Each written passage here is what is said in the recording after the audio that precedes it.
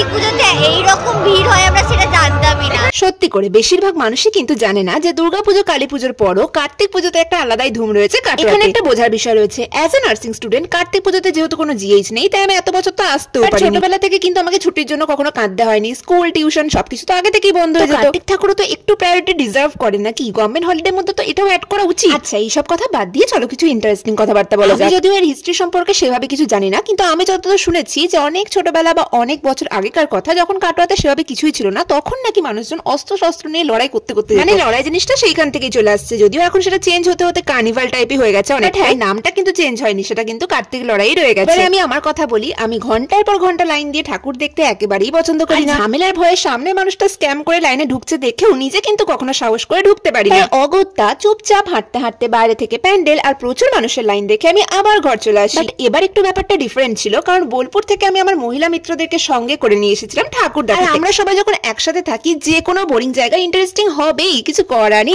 এই 4 বছরে আমি তো উপলব্ধি করেছি যে হসপিটালের বাইরে যে কোনো জায়গায় আমার ইন্টারেস্টিং লাগছে। কখনো কখনো চুপচাপ বসে যদি আমি আমার ডেইলি রুটিন আর তার সাথে নিজের কন্ডিশন এই দুটোকে কম্পেয়ার করি তাহলে আমার নিজেরই মাথা যন্ত্রণা স্টার্ট হয়ে যাবে। সরি কার্তিক ঠাকুর, কনসেন্ট্রেশনটা একটু অন্যদিকে চলে গেছিল আমি জানি। আসলে আপনার মতোই আমরাও প্রায়োরিটি লিস্ট থেকে আউট হয়ে গেছি। প্রতিবারের মতো এবারও কিন্তু বেশ ইউনিক ভাবেই প্যান্ডেলটা বানিয়েছে ঝঙ্কারে। এরা এই কাজগুলো করে কখন, দুদিন আগে অবধি তো কিছুই আমি বুঝতে পারি না দেখে। কেমন লাগছে ঠাকুর দেখতে বল? খুব ভালো লাগছে।